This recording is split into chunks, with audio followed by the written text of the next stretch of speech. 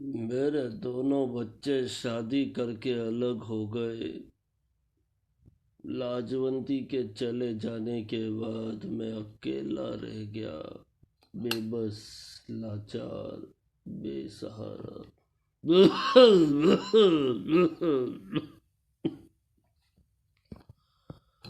मोहल्ले का लड़का है छोटू, वही घर पे आके झाड़ू पोछा लगा देता है और आते वक्त नुक्कड़ की होटल से मेरे लिए खाना ले आता है।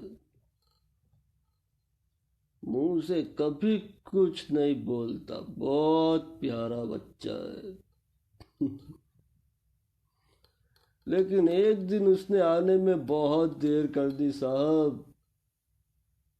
भूख के मारे मेरी हालत खराब हो गई। मैं बेचैन हो गया और इन बूढ़ी हड्डियों में इतना भी जोर नहीं कि नुक्कड़ की होटल से जाके अपने लिए 2 रोटी ला सके। इतनी देर उसने की, इस वजह से मैं बहुत गुस्सा हो गया। उसके घर पे आते ही मैं उस पे टूट पड़ा, गुस्से से उसे डांटने लगा, भला बुरा कहने लगा।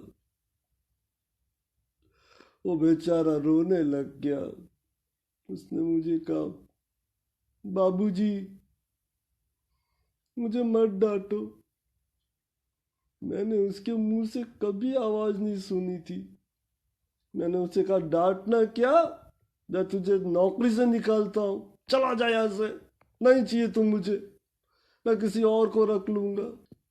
तेरी वजह से मैं इतनी देर से भूख से तड़प रहा हूँ। लेकिन क्या बताऊं साहब, उसने जो बात बताई सुन के मेरा दिल पिघल गया। मेरी आंखों से आंसू बहने लगे। उसने मुझे कहा कि उसका देश से आने का कारण ये है, वो रोजाना अपनी लकवाग्रस्त माँ का ध्यान रख के आता है। उनकी तबीयत का ध्यान रखने का उसका ही काम है, क्योंकि और घर में कोई ध्यान रखने वाला नहीं।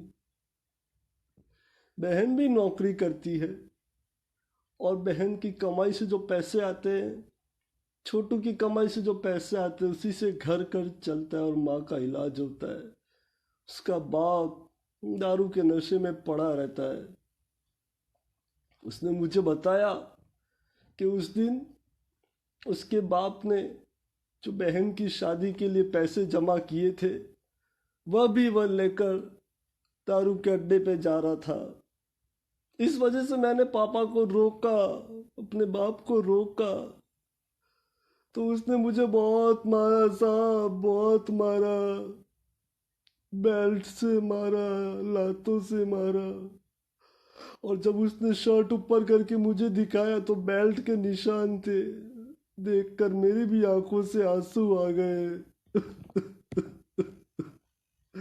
मैं भगवान से कहने लगा, तूने मुझे ऐसी औलाद दी जो मुझे छोड़ के चली गई, और इसे ऐसा बाप दिया जो इसे मारता है। सब ऊपर वाले की लीला है।